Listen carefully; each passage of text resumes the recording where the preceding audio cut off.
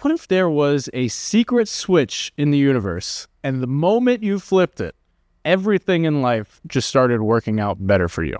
That would be pretty key. Pretty key. So there's a story that I love, and it goes like this.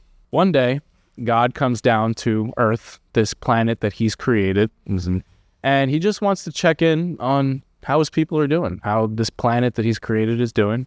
So he sits quietly on a park bench, and no one knows who he is. No one knows. To everyone else, he's just an ordinary guy. Then out of nowhere, one guy sits down next to him, and this guy immediately just starts complaining. He says, this weather is really just ridiculous now. I feel like these seasons are so annoying. One day it's hot, one day it's cold. It's just like every day is something new. I can't take it anymore. And now God is like kind of squirming in his like own skin. He's like, oh God. Then, that's funny. He says, oh God.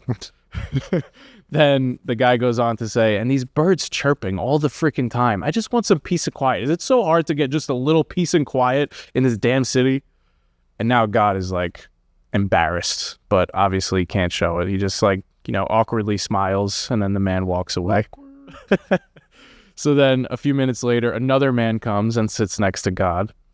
And this man has a totally different outlook. He says, this weather and the changing of the seasons, it's just so beautiful. I love how one day you feel that breeze. The next day you feel like a strong sun on your skin. I just love it all.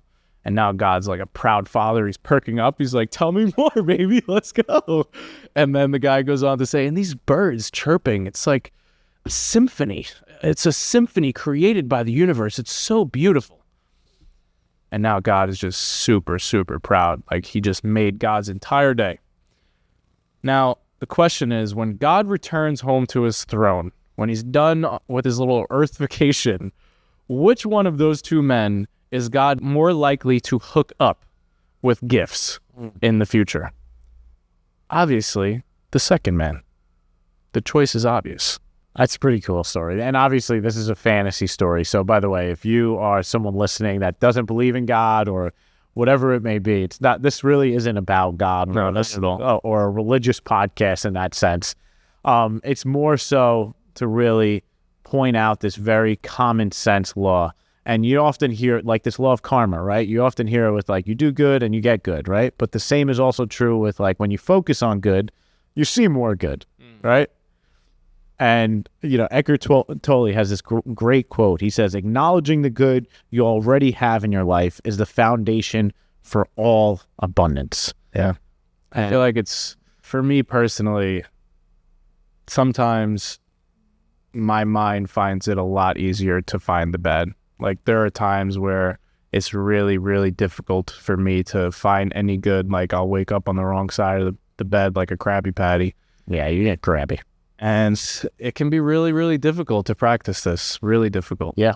Well, there's a negativity bias that exists, right? Like we all are more inclined to see the bad around us because of our ancestors and as a way to protect ourselves. But we need to work hard to start creating that habit in our brain to start finding the good. Yeah. And once we do make that a habit, it just becomes so much more natural where we literally rewire our brain to start finding more good.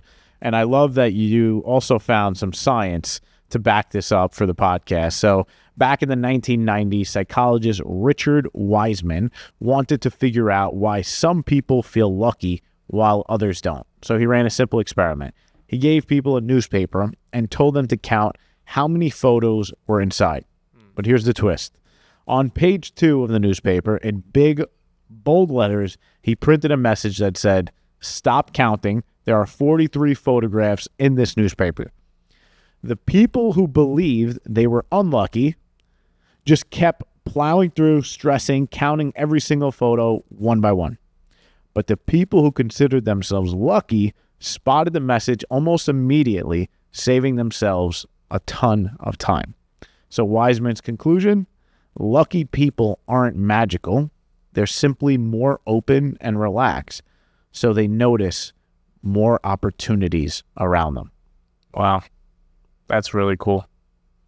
That is really cool. So basically, if you go around feeling lucky, feeling like someone who is constantly gifted, basically, who's boys with God, then you end up finding opportunities that people who don't consider themselves boys with God don't find.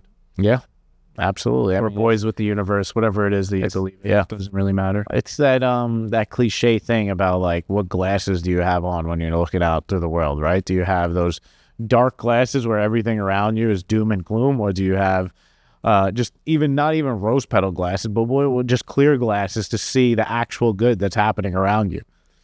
Yeah.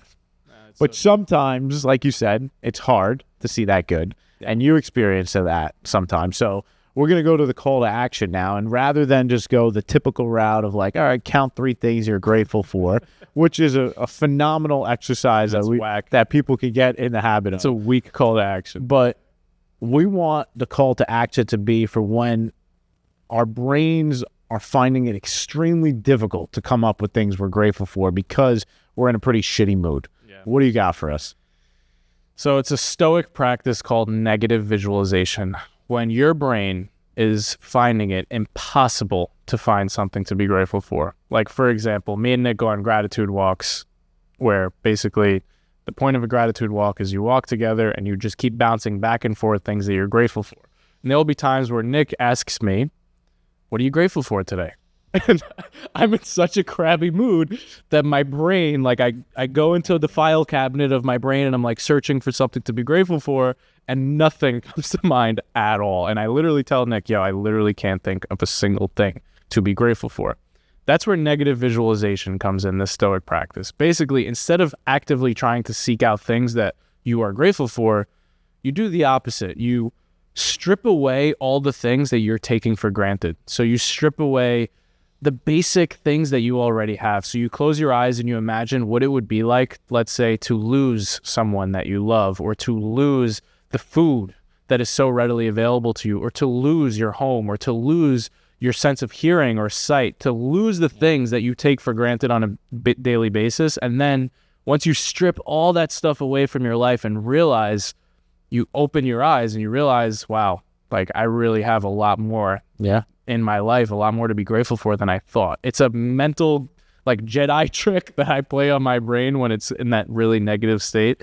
And that's the call to action for you today, is to practice that negative visualization, to strip away all those things that you take for granted, and then come back to reality and realize, wow, you are truly blessed. Yeah. And that will start to get you into that state of looking for the good. And then throughout your day today, just continue to try to find the good. Notice the compliment that the stranger tells the stranger in front of them. Notice the barista who has a big smile on their face and is being friendly to everyone. Notice the person who holds the door for the person in front of them. Notice the little things, and your brain is just going to start to uplift you. Yeah. And like Nick said with the luck experiment, find more opportunities. Yeah, beautifully said. All right, let's end it there. We will close this episode. We love you. We hope you enjoyed it and hope you have an awesome day. Peace.